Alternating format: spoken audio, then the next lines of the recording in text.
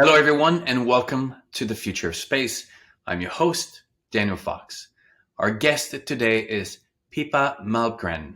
Pippa is an economist, an award-winning author, geopolitics and tech expert.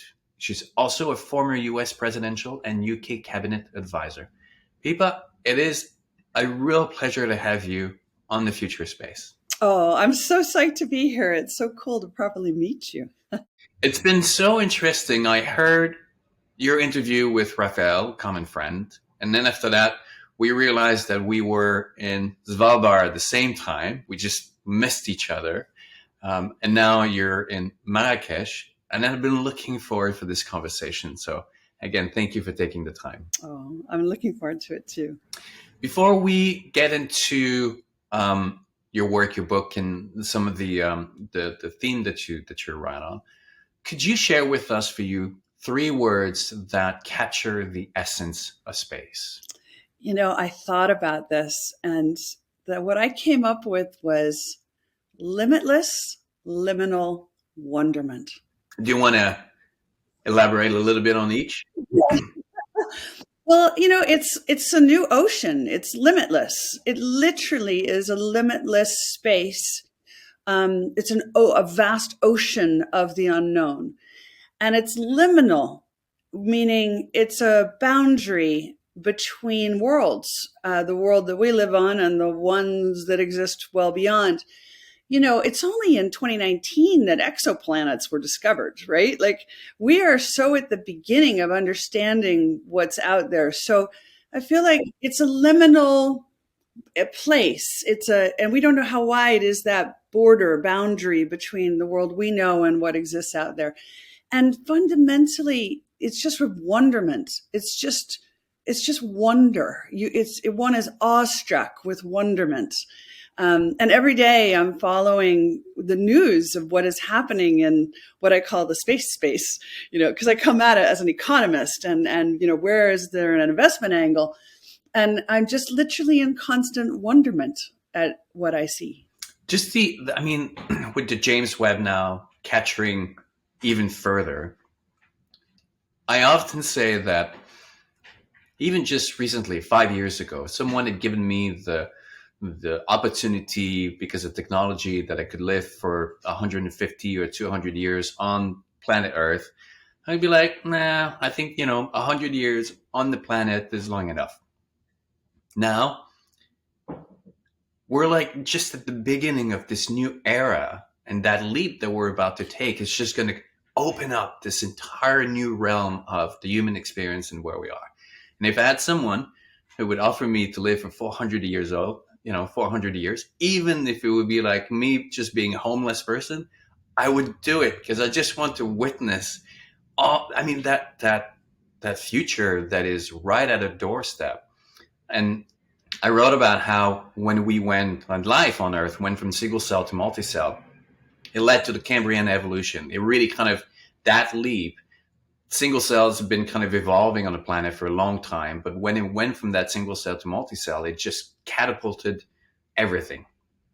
And now the same thing is about to happen, because Earth is a single cell in the universe, and we're about to go from a single planet to multi-planet. And it's just like that vision of the future where it's about to happen is just so profound and a major step, right? Well, I like to put it like this. It is literally a once in a species moment. That is where we are. We are about to not just step on the moon, but stay on the moon, build on the moon, and launch from the moon. And, you know, when I talk to audiences around the world about this, they have literally missed the whole thing. Like, the business people have not been paying attention to Artemis, to the Starship. So then I have to show them a picture of how big the Starship is. And I'm like, guys, it's a truck. It goes both ways. Its whole purpose is to take stuff up so we can build there and bring stuff back. And then people go, really? I'm like, yeah. And we've already built habitats, and these folks at the Jet Propulsion Lab, they're literally designing these cities, underground cities, for both the moon and Mars. And so understanding that fundamental point, it's a once in a species moment that we're on the brink of. It is. And so taking that and kind of elaborating a little bit, what do you think? I mean, there's a science story, there's an economic story of going to space, all these different industries and the scale of economy that we're going to be producing. There's a technology, obviously, but taking from what you just said, what is the human story of going to space? So this is super interesting. And frankly, the story that's leading right now is the geopolitical story. And what we have is a proper race between the superpowers to see who is going to build on the moon first. And in fact, I'm part of a very interesting little working group, which hasn't been announced yet. But our goal is to basically ensure that the first human institution on the moon isn't a military base or a mining company, but an institution that will allow humanity to present itself at its very best. And we think that art should lead the way. This is the way humans communicate and express themselves. But there are other things happening, like placing the human genome on the moon as our first projection into space. But this fight between the superpowers for who's going to get there first is really serious. And I can get a bit dark on this, but I think it's just true that we've really been at war in space for probably the last 5 years. And in fact, I would argue that the events in Ukraine are literally almost like a spillover from that war between the superpowers, Russia, China, and the United States. But one of the features of space is there are no journalists there, and it's all classified. So lots of things have been happening that are perceived as hostile acts by all these superpowers, but the public has no clue stuff has been going on. And I think now all these militaries have realized they have to close the gap between what is that fight and what is the public allowed to know, because otherwise a whole bunch of things are going to be an enormous surprise. But at any rate, I think that we'll figure out how to get beyond that at some point. And there are lots of side effects of that war in space that are important to understand. Like one of them is this whole business of anti-satellite tests, where all the superpowers have been blowing up their own satellites in order to create massive debris fields. That's called the Kessler effect, which some people have called razor blades in a washing machine, right? And how ironic, we're cleaning Earth up as fast as we can, and meanwhile, like obliterating space with and littering it with fragments of metal. Anyway, there's a lot going on, but I think geopolitics is leading it. The technology follows, and the human story needs to be in front of all of that. When you're talking about arts, I often go back to the Renaissance, era, where it was a similar time because you had these rich families who were in the place to change society. And one of the my theory of why the Renaissance was a success and influenced so much of our lives is because these powerful individuals understood the power of the arts. They hired these artists, these visionaries, to tell the human story, to build that vision of the future. And you look at the billionaires today, their purpose in society is not to convey these experiences. These billionaires are there to create opportunities for these artists, for these people who are able to capture the human story into these new destination of places. That's why you believe in the arts, correct? Yeah, and I think this is right. Well, one of the misconceptions I come across a lot is, people are like, it's just wrong that the richest people on Earth are, going into space on a kind of joyride. And I'm like, I know, and I can see how you see that, but actually that's not what's happening. What's happening is that people with the greatest amount of financial assets are pioneering the next frontier so that fundamentally we can develop what I call space-based solutions to earthbound problems. And I think that the innovations that are going to happen are so profound for protecting Earth. And there are three in particular that I think are really important. And these are stories to tell. So number one is this concept of space-based solar power, where you put up mirror arrays on satellites in space and you can beam the power back to Earth. You know, people are building the prototypes right now. This is no longer like sci-fi. And that's a game changer. That's an Earth that may not need to use hydrocarbons, perhaps at all, or certainly not on the scale we use them today.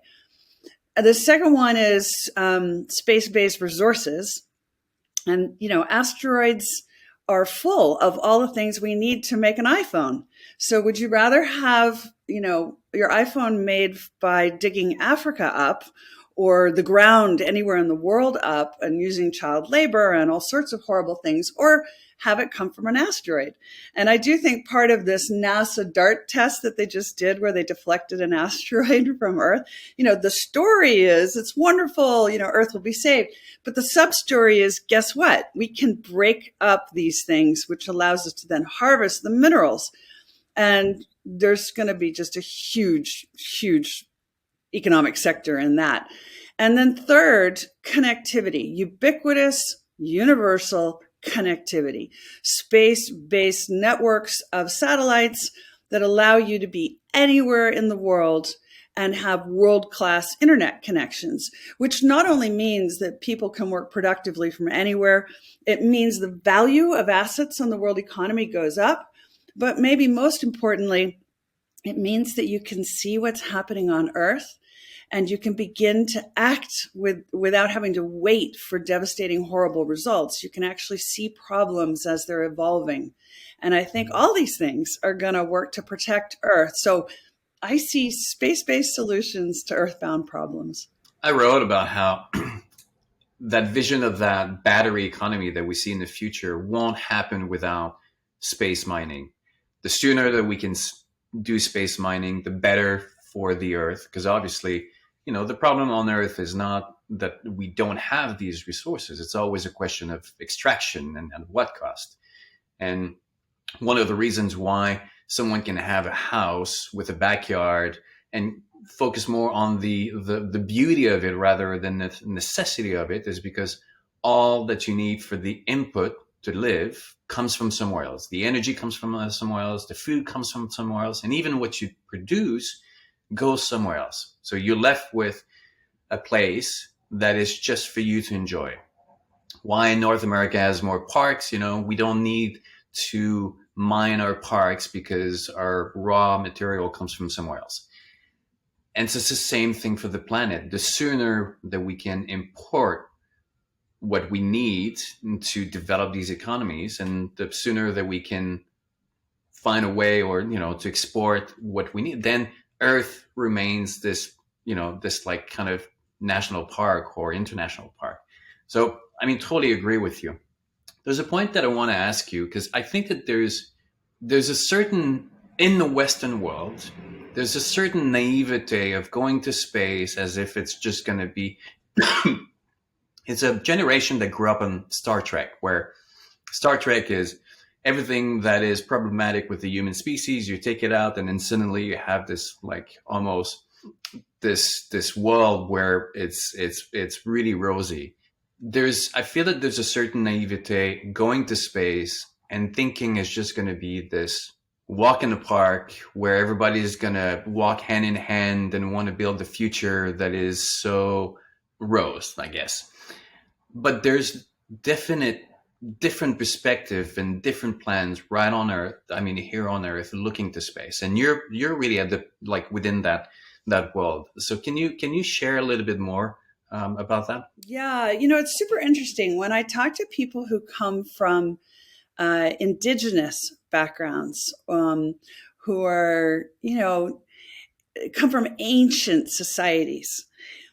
Their reaction to all this is always very similar, regardless of the tradition, whether it's Aboriginal or it's, you know, many of the Latin American traditions, American Indian. It's always that Earth is the gem. Earth is the incredible, extraordinary thing that must be protected, that is the source of all our our being, and that maybe going into space will remind humanity of how amazing and wonderful Earth is.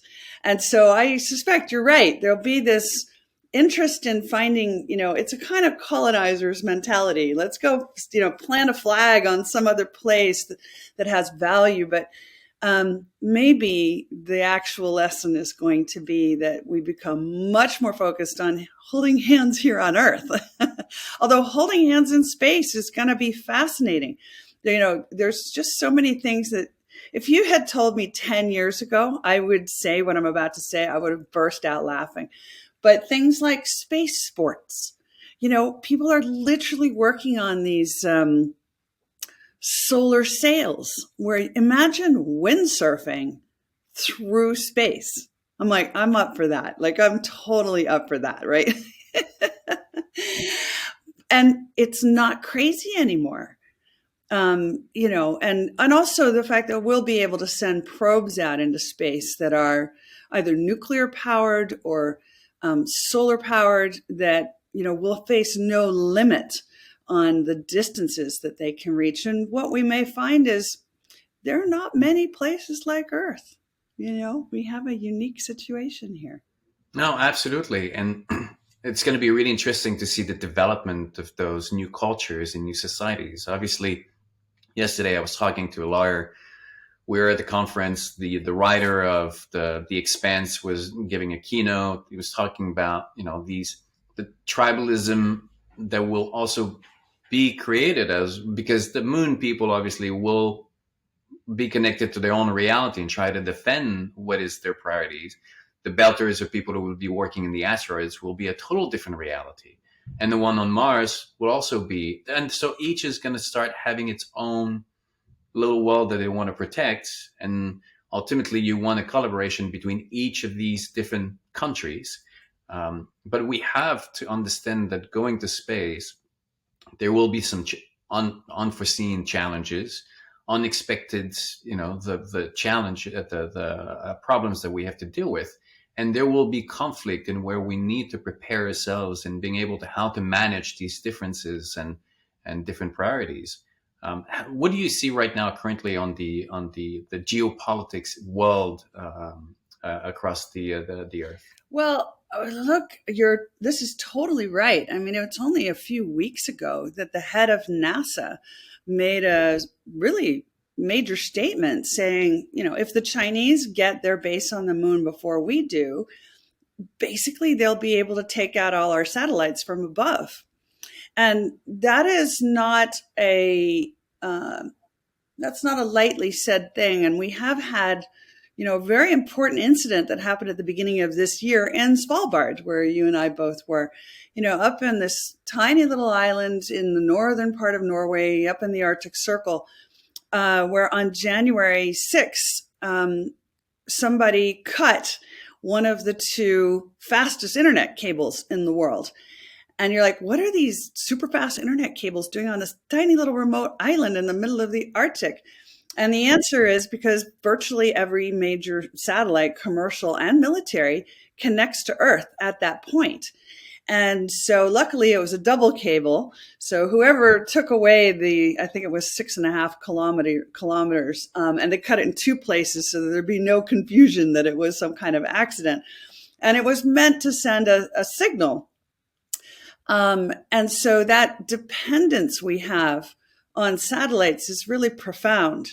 And it is a geopolitical hotspot, the fight for dominance over the highest altitude orbits, who can put into space the kinds of satellites that can remove somebody else's satellites, right? We've had a couple of incidents, particularly between the US and China, which are the two that have satellites that have a robotic arm. And the robotic arm can literally go up to another satellite and then hurl it out of its orbit into outer space. It's like Pac-Man in space, And this is definitely seen as a strategic security threat. So all this stuff is going on, and I don't think we can wish it away. And as we move into space, the question is, how can we create more collaborative arrangements. It's hard when we're nose to nose on the ground. But I do think that ultimately in geopolitics, things get resolved because the population don't have better lives in wars. They have worse lives. They have better lives when their leaders are focused on how do we grow the economy and supply more resources to the right people and distribute them better. So eventually, everybody comes to their senses. And I'm always saying, if you really look at geopolitics, it always ends the same way. You get really close to a nuclear event, and then suddenly it doesn't happen. And next thing you know, you get a bear hug. You literally get the leader of the United States and the leader of either Russia or China all embracing, right? You can see the photos of this. It was Khrushchev and Nixon and Reagan and Gorbachev. I mean, it was unimaginable in those days that you would see a hug between these people. And yet it happened. It's unimaginable now that we're going to see a hug between a Russian leader and an American leader, but it's how it always ends. So I'm hoping we solve that and then that means space becomes less contentious, or we get into what some people are calling co-opetition, which is like a cooperative and yet competitive space, but trying to make sure that space doesn't end up as Earth's war zone. The economy has really become that glue where, even if you want to go to war, I was like looking when Russia went to war with Ukraine, the reaction from the market, and even Switzerland, went in. And I think that's one of the areas that Putin didn't expect, and that it would be such a drastic reaction together from the economic markets. So I do totally agree with you. And then we often focus on the wrong that we do, but there's a reality is that for a long time in the history, conflict grew pretty much at the same rate as our population. And then after the Second World War, population ballooned, skyrocketed, but not the conflict. So in reality, there's a lot more diplomacy and amazing work being done behind the scene that makes it possible for soon to be 8 billion people on the planet to not be, up to our neck in conflicts and big differences. So there's a lot more good being done. And as we go into space, yes, the stakes are, becoming higher, but also our capacity to manage these differences.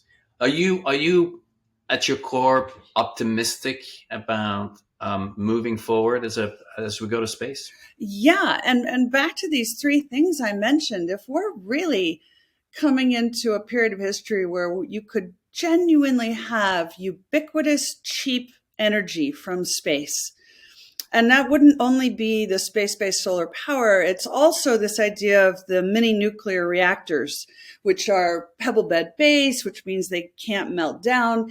And look, they've been working perfectly on military submarines for 50 years. And I think Rolls-Royce is leading the charge in that space. And they're like literally 6 foot by 6 foot by 6 foot, and they can power roughly 5,000 homes for 5 years. Once you start putting that kind of capability in space, which is definitely coming, you'll be able to power operations locally in all these different locations. And, habitats are being built that, then that can all power. So ubiquitous cheap energy, ubiquitous unlimited material resources, and ubiquitous connectivity. What is there to fight about? Basically, you're solving so many of the world's problems. In fact, I would go a little further and say, what happens to capitalism, which is the dominant approach to the world economy, even amongst the former communist countries? What happens to capitalism when you have ubiquity and not scarcity? Because scarcity is what makes prices form and move. A ubiquitous world is a very different thing. And I think that our society will have to change to reflect.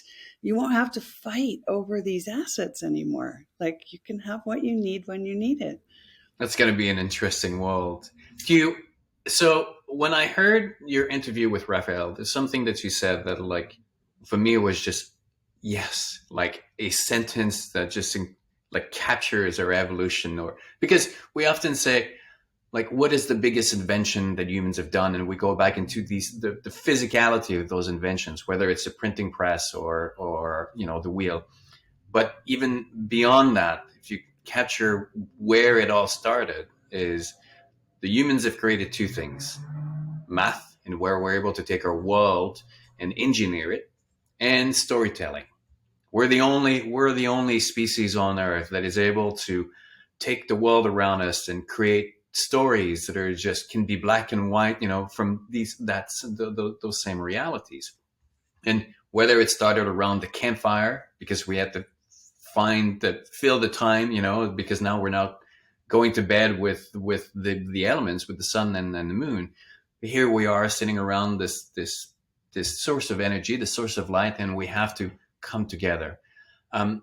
I I feel that part of the challenge that we've had as a society is that we've created a negative story about the human species. We're a bad species. We're a cancer on the planet. If you took the humans out of the equation, there would be paradise on Earth and all this. All my work within the nature and as we move to space, for me, is like to switch the perspective of that. I mean, to switch the narrative. We're not a bad species. In fact, we're an extremely great species. It's just that evolution is by design messy. So how do you see that challenge of reframing that story as we move forward? Yeah, well, let me just go back on this concept because it's really important. Um, this idea of narrative versus numbers. And both are literally technologies. They are techne, as the Greeks used to refer to it as.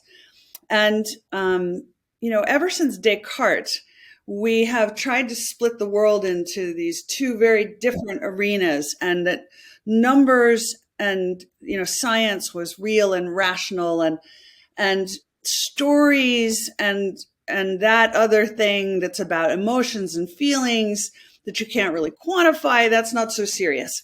There was a philosopher who was writing in the 1920s and 30s called Arthur Koestler, and he called it the Cartesian catastrophe, where we split these things apart. And I think that ever since we saw that photograph, the very first photograph of Earth from space, the famous blue marble image, suddenly humanity was able to restore its ability to think holistically again. And this idea that we can use both techniques. We can continue to look further into space or deeper into the subatomic space, nano space. We can go chop things apart into ever smaller pieces to understand it better. But we can also now use our stories to re-knit together the holistic, true picture of everything connected. And I feel like that philosophical change is literally a function of our stepping into space. And therefore, what further philosophical changes are going to happen as we spend more time observing our planet from that distance and understanding the holistic nature of the entire galaxy as well. And I do feel like even the scientists that I come across who are in this world are very technical people, very brilliant people who are working at NASA, who are working, in this space. They are remarkably holistic in their thought process. There's some of them, it's so surprising, they're so technical and mathematical, and yet they have a kind of, you can feel in their hearts, they have what's the right way to phrase it? They'll hate the word magical, but it is a kind of magical respect for the awesomeness of what they work in all the time and how little we know about it, a kind of reverence for the holistic nature. I mean, let's face it, here we've made all these incredible advances. As you say, humans are just wicked smart creatures who solve problems at an extraordinary rate. And yet, what we have no idea what dark matter is, which is the vast majority of what exists in the universe. You're like, really? We think we know stuff, but oh yeah, like 80% of reality we can't explain. You know, so I don't know. I think humans are problem-solving creatures. I love the quote from Carl Sagan, actually, from years ago. He said, "Humans are the means by which the universe comes to know itself." I totally agree. Nature works on a strategy that demands scale and time. We have, millions and billions of years, and the scale of the universe is like a testament to the scale that is needed, because you're working on trials and errors. You throw things on the wall and you see what works, what doesn't work. If it takes 10,000 years, that's fine. If it doesn't, we scrap. The humans don't have that time. So we're taking what nature has given us, and then we start engineering on top of it. The clothes, nature didn't give us clothes. It didn't give us a roof over our heads, and didn't give us, anything to move around beyond our two legs. So we've created the wheels, clothes. And when people say they would like to go back in time, they would like to go back in time with all the benefits that they have today. No one in their right mind would want to go back with the way things were in the past. And you cannot dissociate the benefits with the errors that we make along the way. And I think that we've collectively have made a mistake of thinking that going back is a good idea, or this is where we want to go. We need to move forward. I always say we need to move forward with acquired wisdom rather than looking backward, finding someone to blame. And in the terms of energy, and I think that it's a failure of the environmental world, thinking that there's a point in the past that is magical. We have to reduce, we have to use less energy, and that will never work, first of all, because the reality of growth, and then the reality of people living.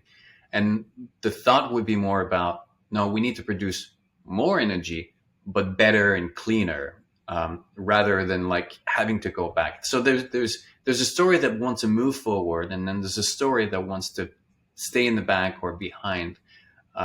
How are these two stories competing within your world? Well, yeah, I think this is so fascinating. I love this idea that we have to take the wisdom from the past and bring it into the future. And why is it so hard for humans to do that? I don't know, but luckily many do. And this idea of constantly pressing the boundaries of what is known, that is the thing that humans bring to the universe. And I like your description of, we engineer on top of what nature has produced in order to get to outcomes faster. But I'm really struck by what's happening in the realm of physics. And, it's so hard. I'm not a physicist. I haven't studied physics. I started reading Ilya Prigogine on physics back when I finished my PhD in economics in like 1990, 1991. And I just fell in love with what these Nobel Prize winners in physics were saying, because the best ones are brave enough to tell you, excuse me, but everything we thought we knew, we just discovered is definitely not true, right? They'll just tell you, well, what's happening right now? We just have seen the Nobel Prize awarded to the three physicists who've basically proved that quantum entanglement is correct, and there's no local, like non-local reality is a real thing. That, is mind-blowing. Even the results coming back from the James Webb have been fascinating. Initially none of the data was matching what the scientists expected. So they started to think there's an error.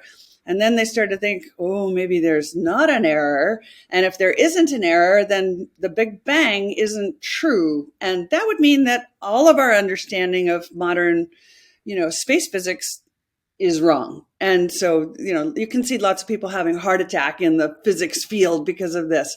And then at CERN, they're discovering so many new particles that they had to come up with a new naming system for how many particles they're discovering that we didn't know about before.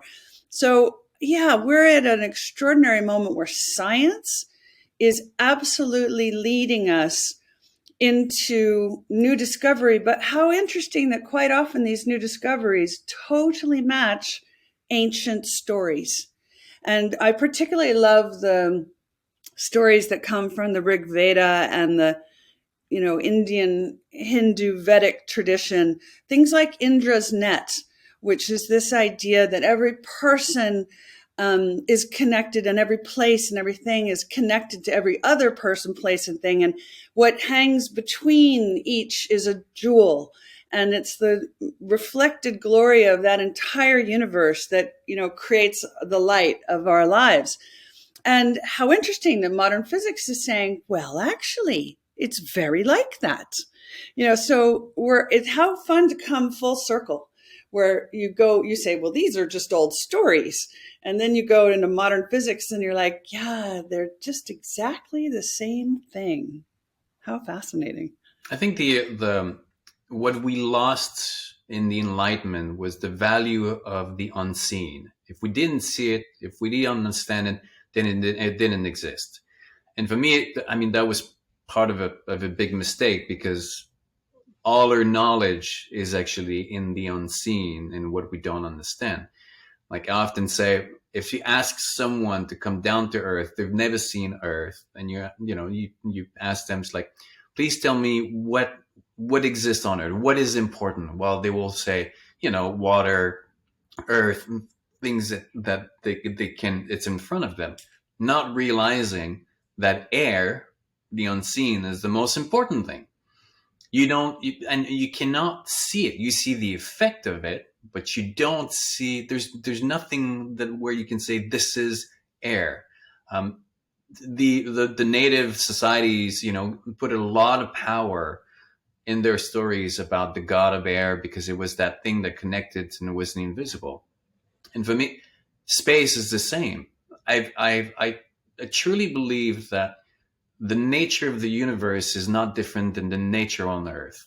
Like, why would it be different? No, it's just a question of scales. Whatever dynamics that we can understand and see on Earth, well, then scale it up, and that's exactly the same thing that happens in the universe, because it's just an organism, or it's a body that is just much bigger. So dark matter is not the absence of anything. It's actually just full of something that we don't understand. And the concept of air on Earth exists in space, and we're going to discover these currents, and then these all these different realities that are basically just what we know, but on a scale that blows us away.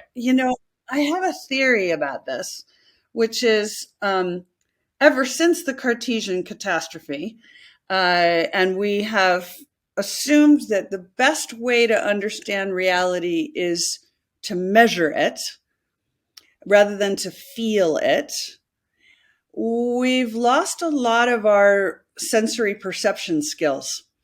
And, again, you and I were up in the Arctic, where you feel the nature, you feel the cold, you feel the wind. And so how much information are we really gathering about our environment? I think humans are capable of gathering vastly more information than we do, because we've kind of allowed our sensory perception to atrophy.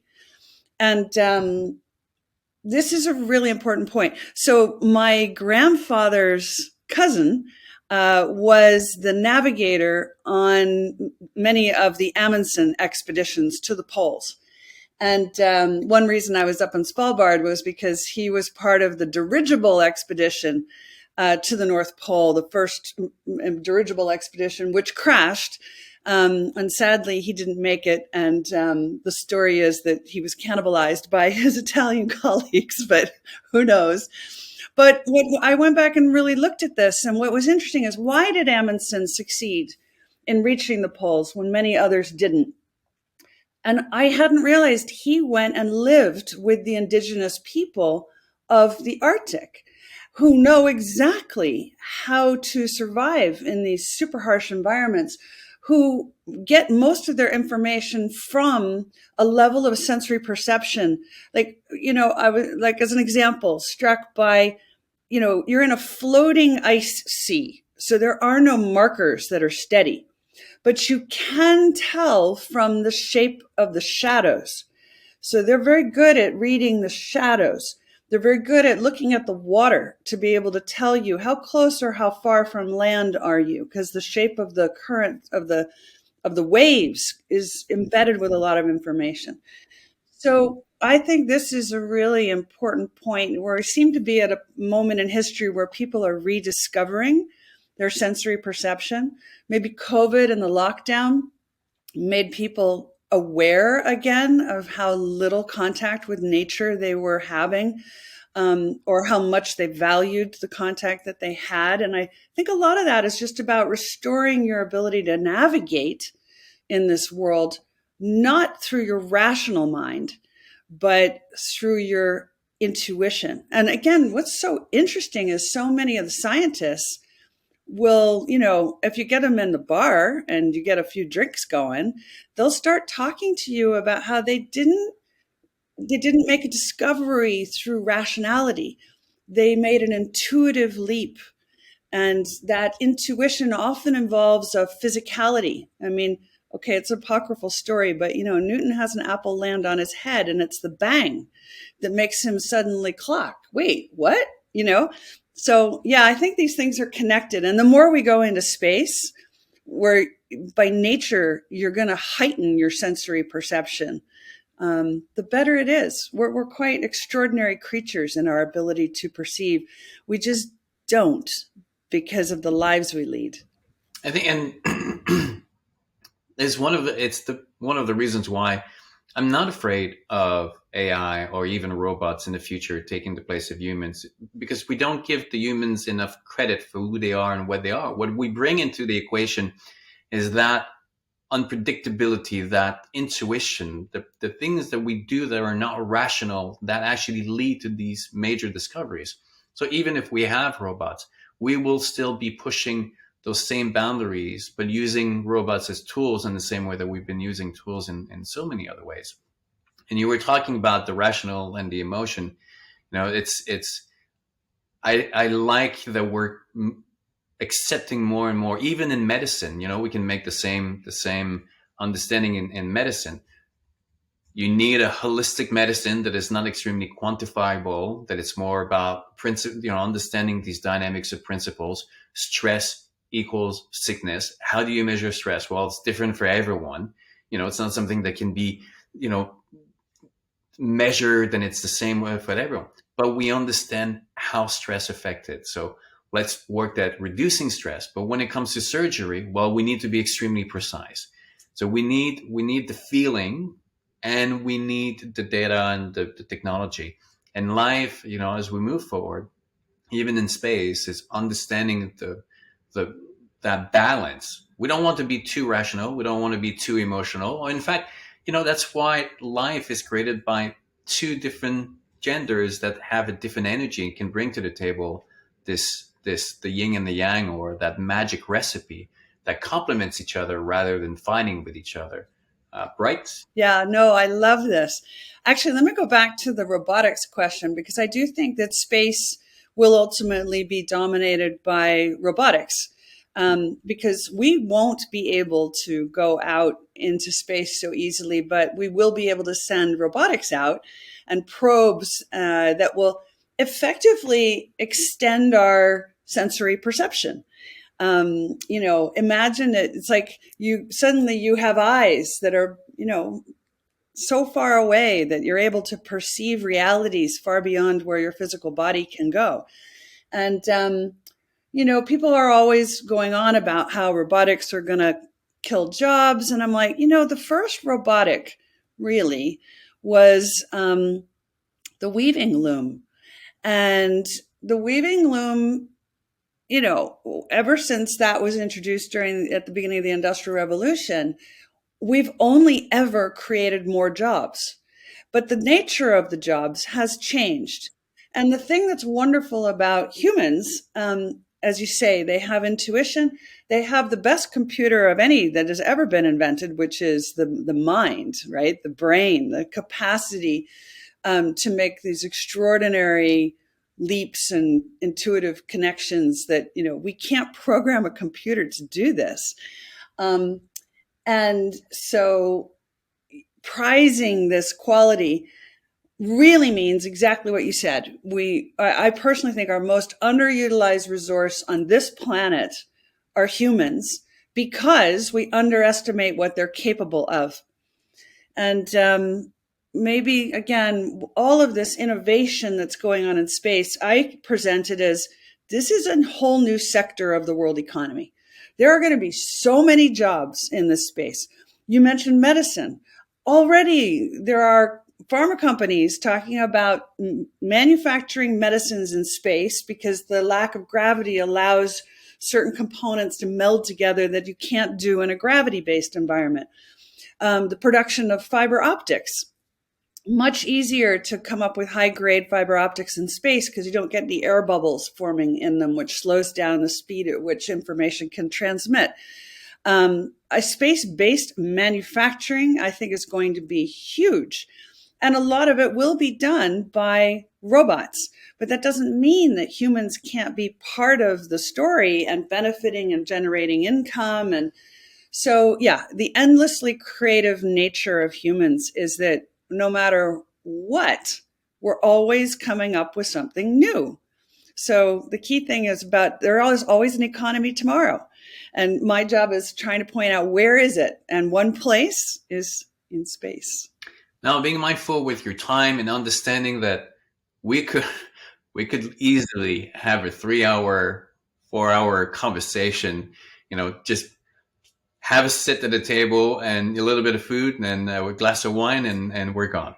But understanding that and also wanting to bring this conversation to a pause so that we can carry on in other places, what would be your word for anyone who's looking to the future or looking into the past, or they're young, they want to make their mark on the world?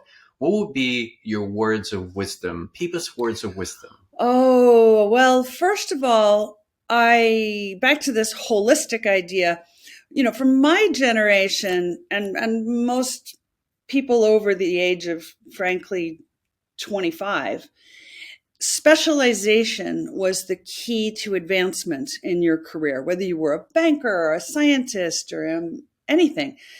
And so going deep into a silo usually was the key to getting ahead. The speed of change and innovation that's occurring, the breadth of it is so astonishing. I actually think now the ability to look across silos and to be comfortable in different subject matter and to be more polymathic in your thinking. It's related to what we were talking about before, the holistic mindset, as opposed to the break it up into smaller pieces and get ever narrower with the expertise mindset. And I think now in the coming 50 years, it'll be the polymaths who are comfortable across silos that are more likely to be moved ahead and given greater opportunities.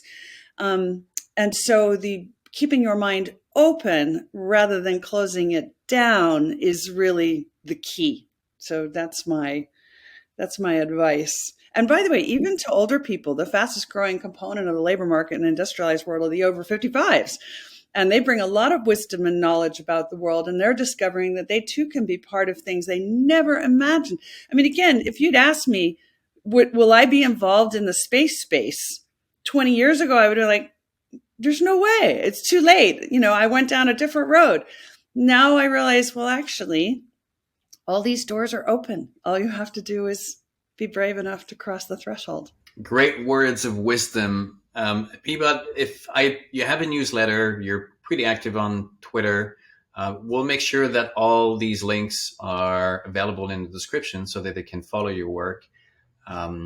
Because You're on Slack? No. Where's your Substack. Substack? Yes, I'm publishing on Substack, which has been a wonderful, wonderful platform, and allowed me to write about all sorts of things in the world economy, but very much about the space. And I will continue to publish there. And yeah, Twitter and LinkedIn. And I'm very grateful to have this chance to talk about the space. I really think it's such an important part of not just the world economy, but humanity's journey. It is, because it's not about space really. It's just about the future of our species within the context of outer space, and obviously for the benefit of the Earth. Pippa, it was such a pleasure. I'm glad that we had this first chat. It will be one of many, I'm sure, and looking forward for a path to cross in real life. Thank you so much.